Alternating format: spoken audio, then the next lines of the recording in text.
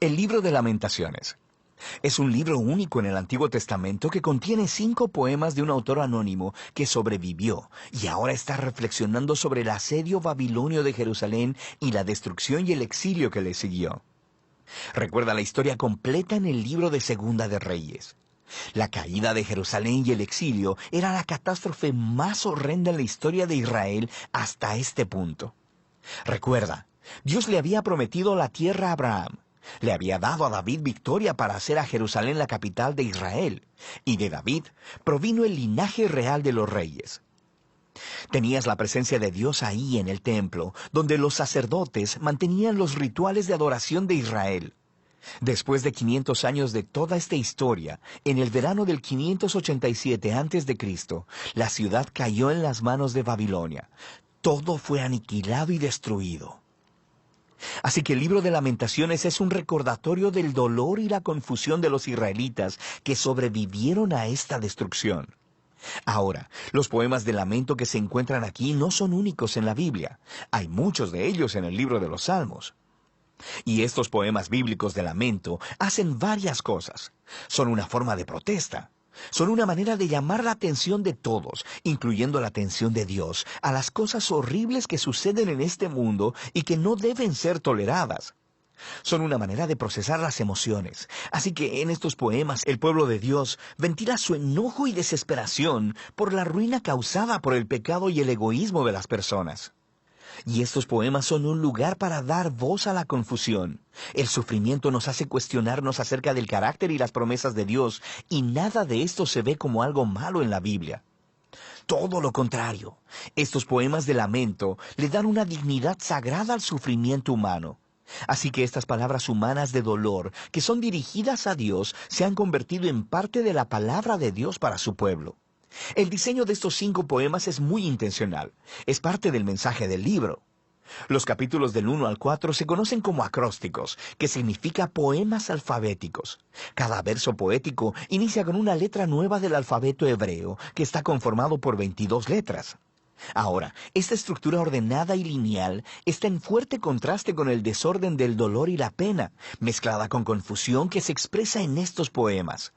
Así que es como si el sufrimiento de Israel se explorara de la A a la Z y está intentando expresar algo inexpresable.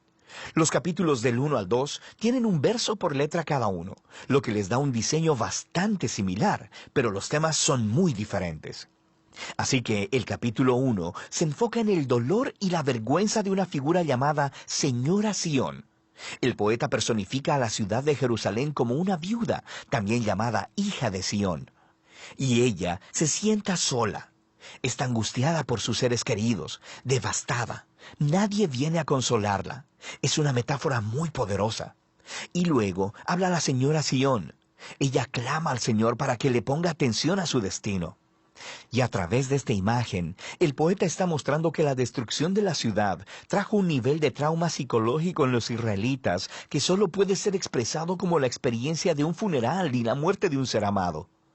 El capítulo 2 se enfoca en la caída de Jerusalén y cómo ésta fue consecuencia del pecado de Israel y fue producida por la ira de Dios, la cual es una palabra clave en este poema.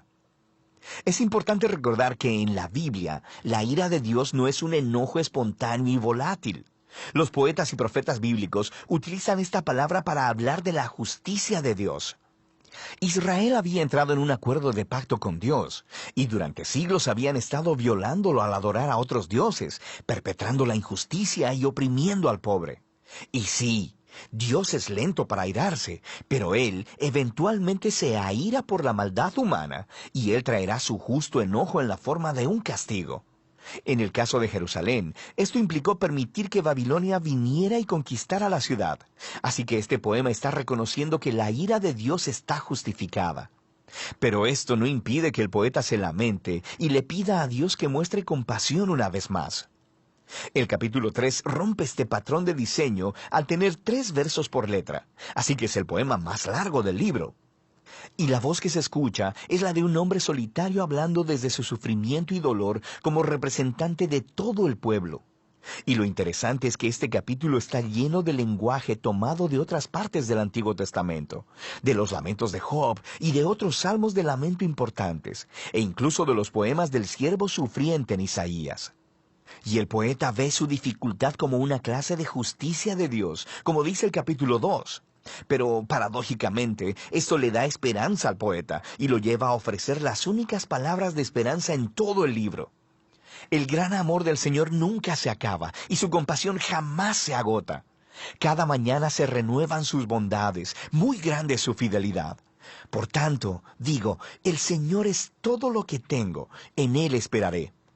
El poeta razona que si Dios es lo suficientemente consistente para traer su justicia sobre la maldad humana, entonces Él también será consistente con su promesa de pacto de no permitir que la maldad tenga la última palabra. Así que para este poeta, el juicio de Dios es el semillero de esperanza para el futuro. El capítulo 4 regresa a la misma estructura alfabética de los capítulos 1 y 2, y es una vívida y perturbadora descripción del asedio por 2 años en Jerusalén. Y contrasta cómo las cosas solían ser en Jerusalén del pasado y lo terribles que se han convertido durante el asedio. Los niños solían reír y jugar en las calles, pero ahora mendigan comida. Los ricos solían comer manjares lujosos, pero ahora comen lo que sea que puedan encontrar en el polvo. Y los líderes reales solían estar llenos de esplendor, pero ahora están hambrientos, sucios e irreconocibles. Y el rey ungido del linaje de David ha sido capturado y arrestado. Así que el poder del poema viene del impacto de estos contrastes y está explorando la profundidad del sufrimiento que Israel trajo sobre sí misma. Ahora, el poema final es único porque rompe con el patrón de diseño. Es igual de largo que los otros poemas alfabéticos, pero sin orden. Es como si el poeta no pudiera soportarlo más y su dolor ha explotado en un caos. El poema es una oración comunitaria por la misericordia de Dios. Israel le ruega a Dios que no ignore su sufrimiento ni los abandone. Y el poema ofrece una larga lista de las diferentes clases de personas que fueron devastadas por la caída de la ciudad. Ellos le piden a Dios que no se olvide de estas personas y se lamentan en nombre de otros, dándole voz a su dolor. Sufrir en silencio simplemente no es una virtud en este libro.